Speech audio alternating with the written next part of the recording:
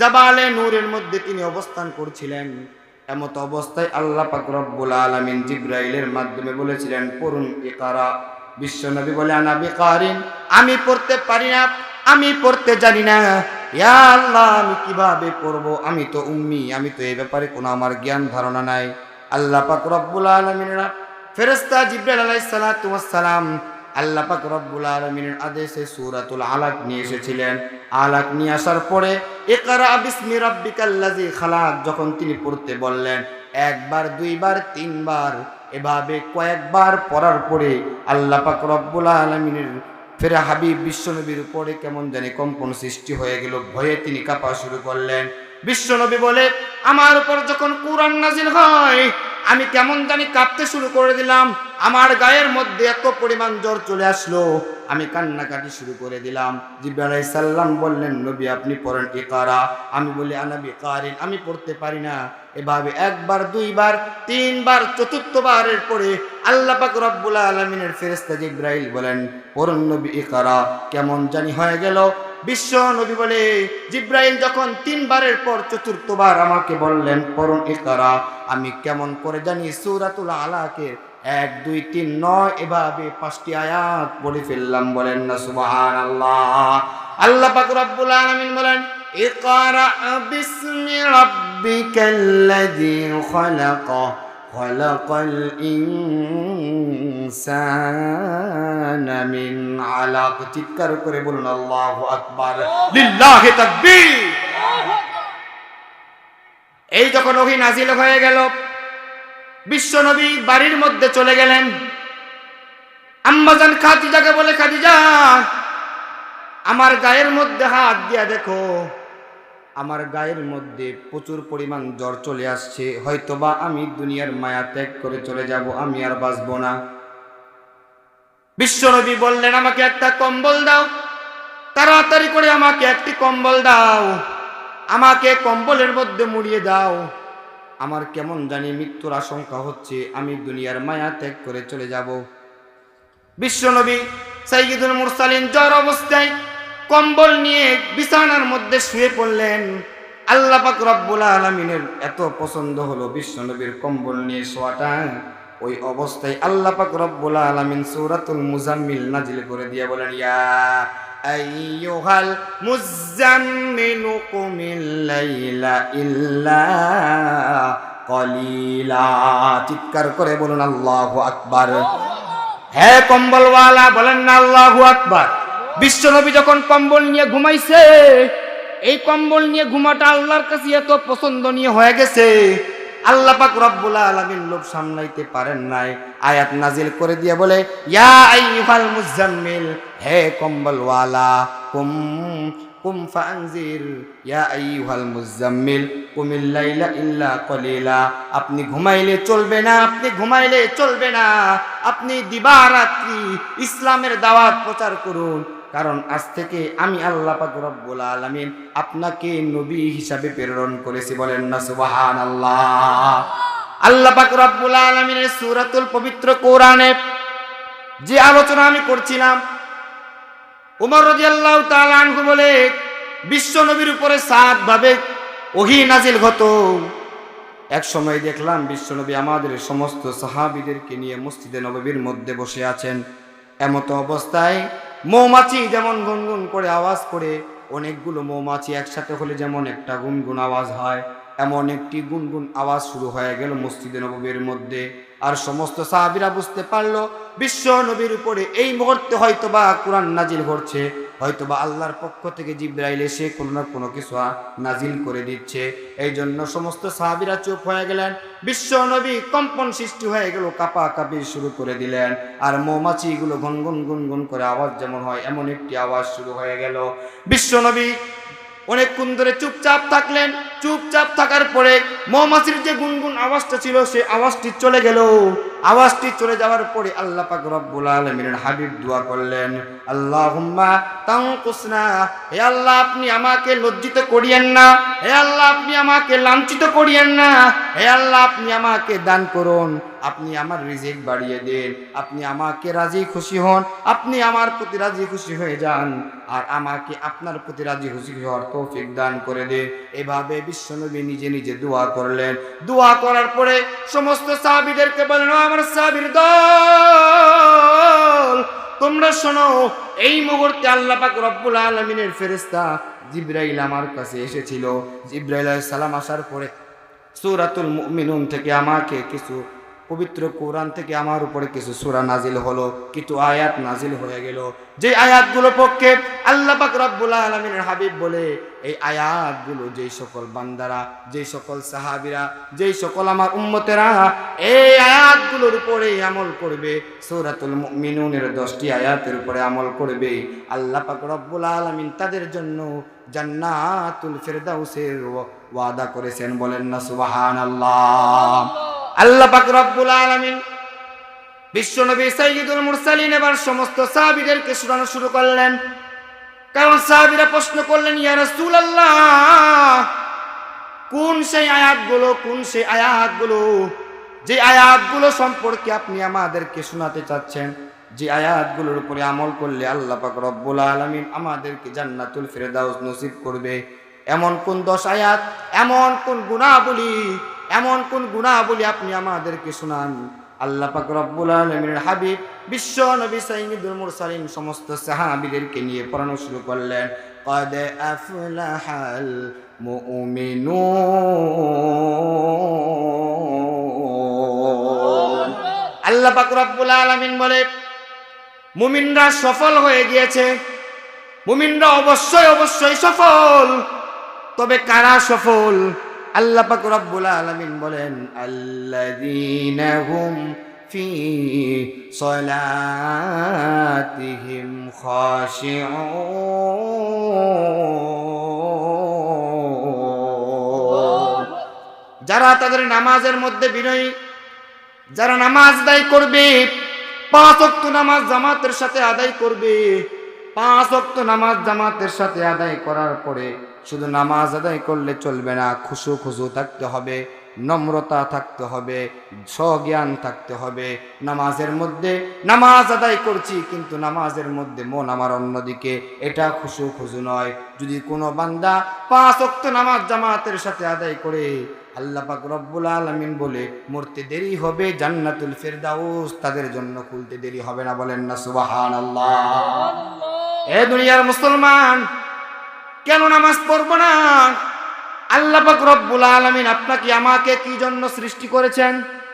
আপনি আমি কি ভাবছি? কাফের মুশরিক বেঈমানরা চিন্তা করেছে আল্লাহ পাক আমাদেরকে কেন সৃষ্টি করেছেন। আল্লাহ পাক রব্বুল আলামিন বলেন, আফা হাসিবতুম আন্নামা খলাকনাকুম আবাসান ওয়া আন্নাকুম ইলাইনা লা তুরজাউন।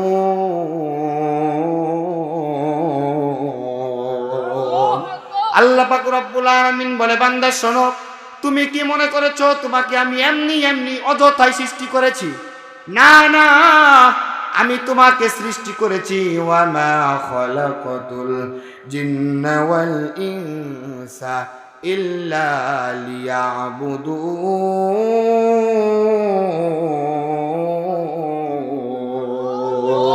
মা খালাকাতুল জিন্না ওয়াল ইনসা বখা জুজ ইবাদত মকসুদে আজ জাহা।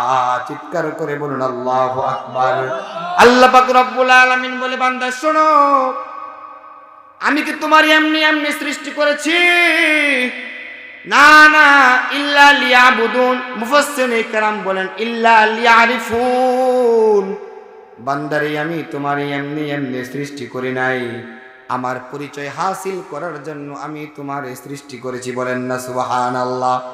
বান্দারা যখন নামাজের মুসল্লার মধ্যে দাঁড়ায় যায়, আমার আল্লাহ পাক রব্বুল আলামিন ফেরেশতাদেরকে ডাক দিয়ে বলে, আমার ফেরেশতারা, তোমরা দেখো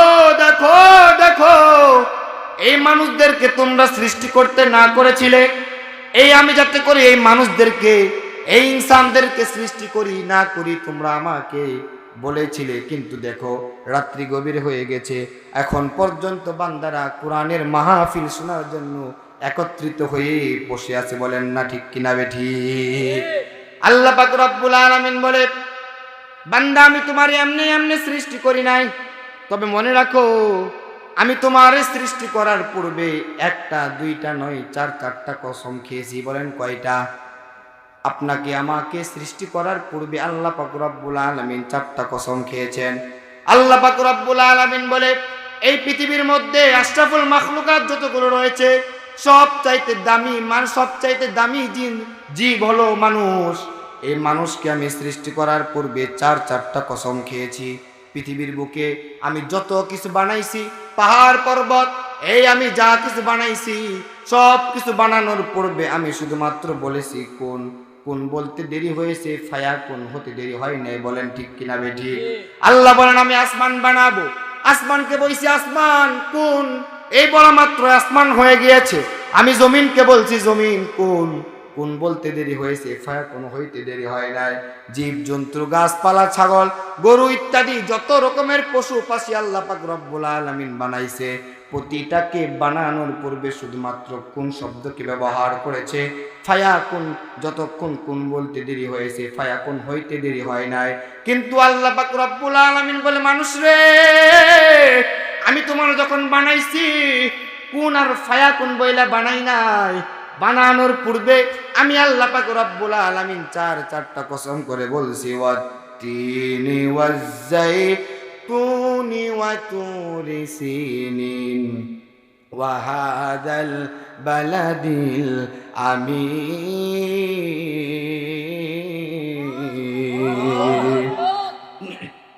আল্লাহ পাক রব্বুল আলামিন বলেন,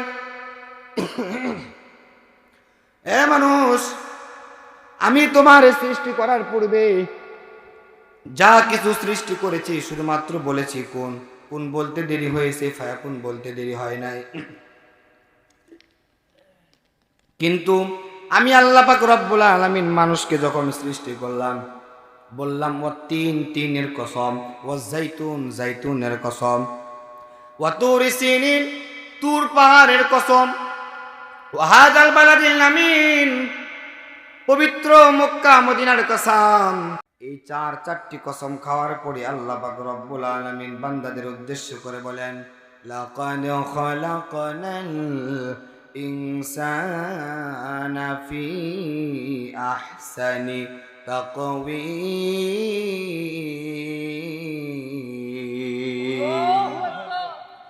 আল্লাহ পাক রব্বুল আলামিন বলে, বান্দা শোনো, একটা দুইটা নয় 4-4টা কসম করে বললাম আমি তোমারে উত্তম রূপে সৃষ্টি করেছি, উত্তম রূপে বানাইছি। এই বানানোর পরে তোমাকে আমি 2টা রাস্তা দিয়েছি, একটা হলো ফারিকুম ফিল জান্নাহ, অপর রাস্তার নাম হলো ফারিকুম ফিস সাইর। বান্দা একটা রাস্তার নাম হলো জান্নাতের রাস্তা, আরেকটি রাস্তার নাম হলো জাহান্নামের রাস্তা। বান্দা এবার তুমি নিজেই ডিসাইড করে নাও কোন রাস্তার মধ্যে চলবে। যে রাস্তার মধ্যে চললে তোমার ভালো হবে সেই রাস্তাটার মধ্যে চলো। আমি আল্লাহ পাক রব্বুল আলামিন 2টো রাস্তাই তোমার জন্য মুক্ত করে দিয়েছি। কথা বলেন ঠিক কিনা? আমার মুসলমান ভাইরা রে, এই নামাজ 5 ওয়াক্ত নামাজ আপনার আমার উপরে ফরজ করেছেন কে? আমি বলবো ভাই, আমি আপনাদেরকে আজকে বলবো, আমি আপনাদেরকে এখন বলবো না ভাই আপনারা নামাজ পড়েন, কারণ নামাজ তো আমার না, নামাজ কার? নামাজ ফরজ করেছেন কে? এই নামাজ যিনি ফরজ করেছেন তিনার হুকুম মানার দরকার আছে না নাই? আল্লাহ পাক রব্বুল আলামিন বলেন, এই 5 ওয়াক্ত নামাজ পড়ার পরে কোন বান্দা যখন নামাজের মুসল্লার মধ্যে দাঁড়াইয়া আমার কাছে 2টো হাত উত্তোলন করে কান্নাকাটি শুরু করে দেয়, আমি আল্লাহ পাক রব্বুল আলামিন ওই বান্দার জীবনের সমস্ত গুনাহগুলো মাফ করে দিই। বলেন না সুবহানাল্লাহ। তুমি রহমান, তুমি মেহেরবান। রহমান একজন, তিনি কে? কথা বলেন, রহমান একজন কে? রহমান একজন, তিনি কে? তুমি রহমান, তুমি মেহেরবান। অন্ধ গাহে না শুধু তোমারি গুণগান, বুঝেও বুঝে না তবু শান, তুমি রহমান, তুমি মেহেরবান। চিৎকার করে বলুন আল্লাহু আকবার। জনম জনম যদি গাহি তোমারি মহিমা, গাওয়া শেষ হবে নাহি। কথা বলেন ঠিক কিনা? জনম জনম যদি গাহি তোমারি মহিমা, গাওয়া শেষ হবে নাহি। ভরে ও ভরে না যেন সাহারায়ে প্রাণ, তুমি রহমান, তুমি মেহেরবান। চিৎকার করে বলুন আল্লাহু আকবার।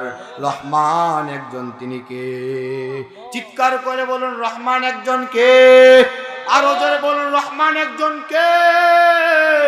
আরো জোরে বলুন রহমান একজন কে? আল্লাহ পাক রব্বুল আলামিন বলে, কোন বান্দা যখন দুনিয়ার ময়দানে আমি আল্লাহকে আল্লাহ বলে স্বীকার করে দিল, অর্থাৎ দুনিয়ার মধ্যে আমাকে বড় করলো, বলল আল্লাহু আকবার, মানে কি আল্লাহ সবচাইতে, আল্লাহ সবচাইতে বড়। কোন বান্দা যখন দুনিয়ার বুকে আমাকে বলল আমি আল্লাহ বড়, আমি আল্লাহ এক, আমাকে যখন কোন বান্দা দুনিয়ার মধ্যে বড় করে দেয়, কিয়ামতের ময়দানে ওই সকল বান্দাদেরকে আমি ভুলবো না। কিয়ামতের ময়দানে আমি আল্লাহ পাক রব্বুল আলামিন ওই সকল বান্দাদেরকে আমি বড় করে তুলবো। বলেন না সুবহানাল্লাহ। এই জন্য আল্লাহর নাম বলতে কারো কষ্ট আছে নাকি? চিৎকার করে বলুন আল্লাহু আকবার। আরো জোরে বলুন আল্লাহু আকবার। লিল্লাহি তাকবীর, লিল্লাহি তাকবীর। রহমান একজন কে?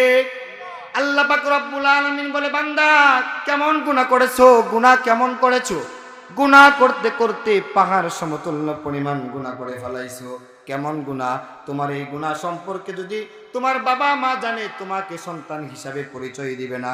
বান্দারে কেমন গুনাহ করেছো?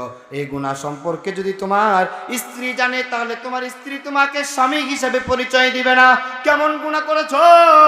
যেই গুনাহ সম্পর্কে তোমার বন্ধু বান্ধব জানলে, তোমার বন্ধু বান্ধব তোমার সাথে চলাফেরা বন্ধ করে দিবে।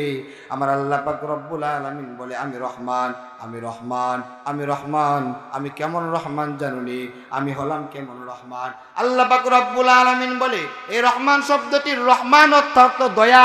এই দয়া শব্দটি যখন পৃথিবীর মুখে আমি পদার্পণ করাই, মানে পাঠাইছি, তখন 99% দয়া আমি আল্লাহ নিজের কাছে রেখে দিয়েছি। 1% দয়া পুরো পৃথিবীর মানুষের কাছে বন্টন করে দিয়েছি। বলেন না আল্লাহু আকবার। কয় পার্সেন্ট দিছেন? 1% দয়া মানুষের মাঝে বন্টন করেছেন।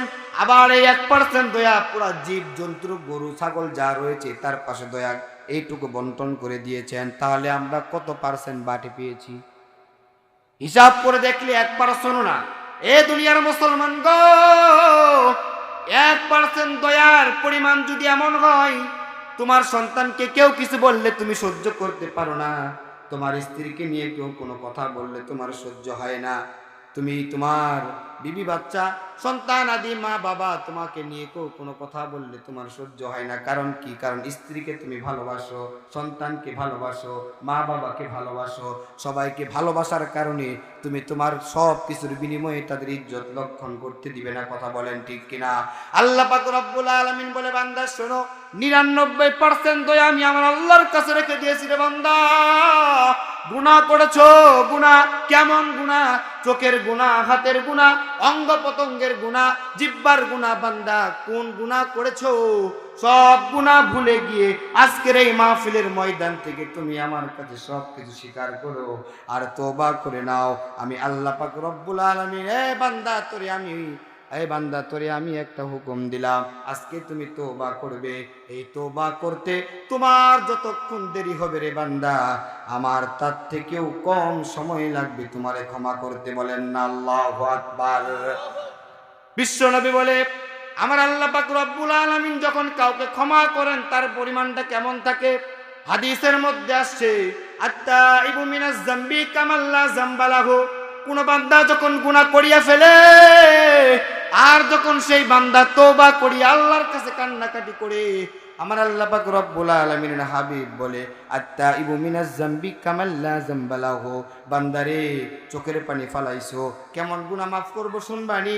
কোন মায়ের পেটের থেকে কোন সন্তান ভূমিষ্ঠ হইলে যেমন কোন গুনাহ থাকে না, মাসুম বানাইয়া পৃথিবীর বুকে আমি তারে পদার্পণ করাই রে।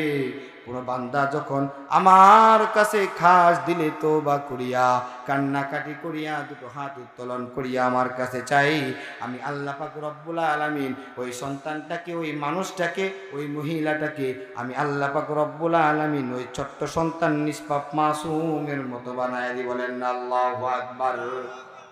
আল্লাহ পাক রব্বুল আলামিন বলেন কুল ইয়া ইবাদিয়াল্লাযীনা আসরাফু আলা আনফুসিহিম লা তাকনাতু মির রাহমাতিল্লাহ ইন্নাল্লাহা ইয়াগফিরুয যুনুবা জামিআ ইন্নাহু হুয়াল গফুরুর রহিম।